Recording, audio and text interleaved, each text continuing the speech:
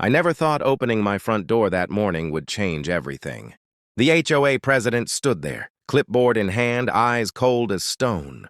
Behind her, 3 board members were filming on their phones. My garden, my car, even the color of my mailbox. They said it all violated community harmony. I refused to back down. But they took it further, way further. By the time the police showed up, it wasn't just a few rules anymore. It was personal. Because when the truth came out, even the HOA couldn't save her. I had moved into that neighborhood just seeking peace. A small gated community. Neat streets, trimmed lawns, HOA-approved signs in front of every other house.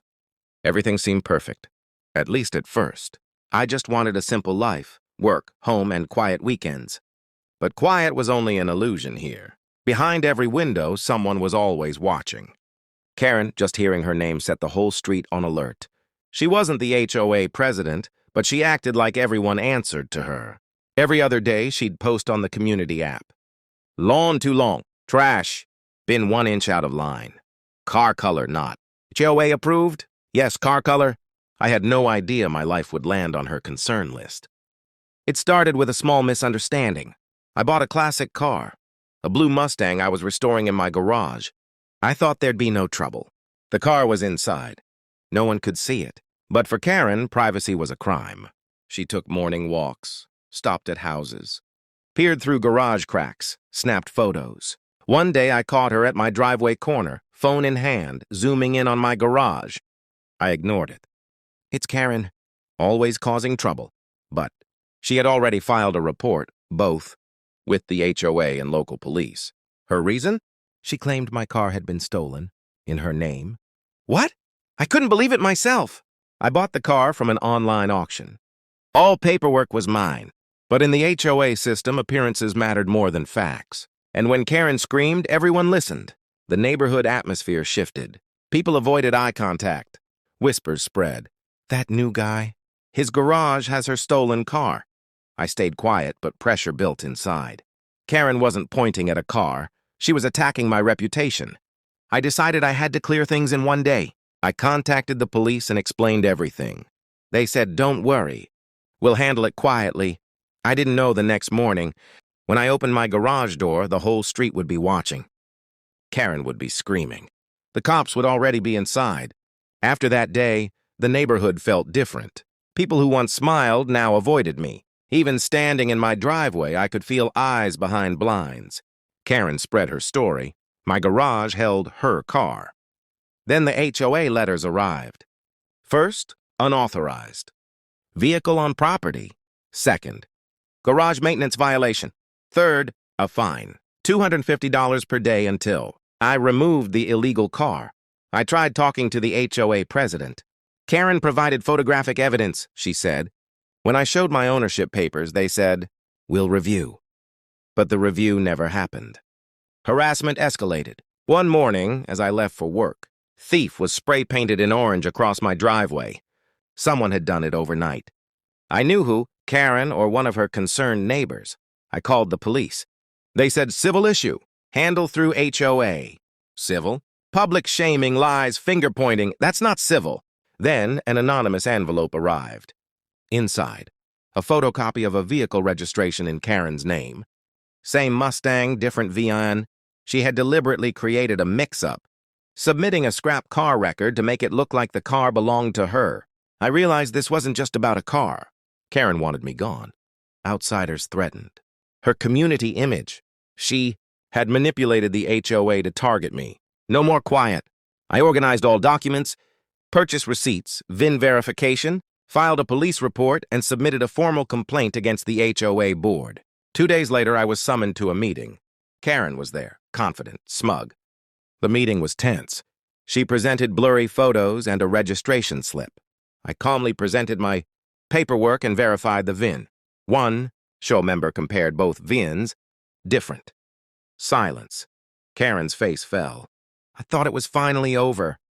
Then she said, "He forged those documents. I want the police involved." Confusion rippled through the room. Karen filed a theft report directly at the police station, insisting that I was committing a crime. The next morning, the police called, "Sir, we need to inspect your garage today." My heart pounded. I knew this was it, the final test. I allowed the officers in, organized all my papers, receipts, and VIN verification. I took a deep breath, knowing the whole street would be watching. Windows opened, neighbors peeked from behind curtains, and phones started recording. Karen was on her porch, smug and ready to gloat. Every step I took felt heavy with anticipation. I could hear the distant hum of the police car, and the morning sun glinted off its windshield, flashing red and blue. The entire block felt frozen in suspense. This wasn't just about a car anymore. It was a battle of credibility, of truth versus lies. And I knew deep inside that once the garage door opened, there would be no turning back. The air was thick with tension. I stood in front of the garage, the remote in my hand trembling slightly. The police car parked at the corner, officers poised and serious. Karen stood on her porch, phone ready to capture every moment. I pressed the remote. The garage door began to rise slowly, the sound echoing down the quiet street. Neighbors leaned out of windows, holding their breath. And then the Mustang came into view. Karen screamed at the top of her lungs, "That's my car! Arrest him!" The officers immediately stepped forward.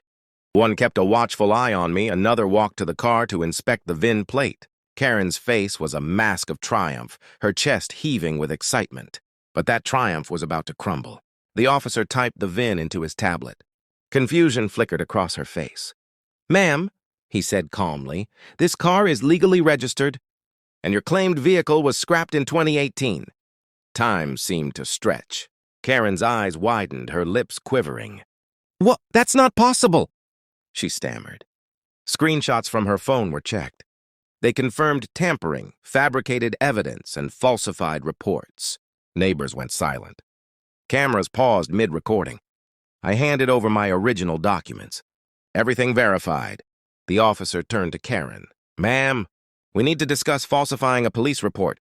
She staggered back, shock frozen on her face. Officers moved to her house to examine digital files. Silence reigned over the block. For the first time, I felt relief wash over me. Karen, the self-proclaimed ruler of the neighborhood, was finally exposed. I whispered to myself, "Guess the cops were never here for me." After that day, the neighborhood changed forever. Those who had whispered with Karen now avoided her. Where my home once drew suspicion, neighbors now passed quietly, guilt written on their faces. Karen's police investigation exposed everything: fabricated documents, false claims, and her failed attempt to illegally claim ownership of my Mustang. The police recovered all tampered files from her system. Even HOA records, which had been manipulated under her influence, were corrected and properly filed. An emergency HOA meeting was called. I was officially invited. This time, the atmosphere was completely different. The board members who had once doubted me sat awkwardly, shifting in their seats. Some avoided eye contact entirely. Karen, stunned and pale, slumped in her chair, unable to explain herself. The HOA president stood and addressed the room with authority. "We owe you an apology." Karen was officially suspended, banned permanently from board meetings, and her harassment was documented in public records. For the first time, I felt the tension lift. The neighborhood, which had been tense and judgmental, began to breathe again. I finally understood the weight of persistence, preparation, and staying calm in the face of absurdity. Even after the official closure, life slowly returned to normal.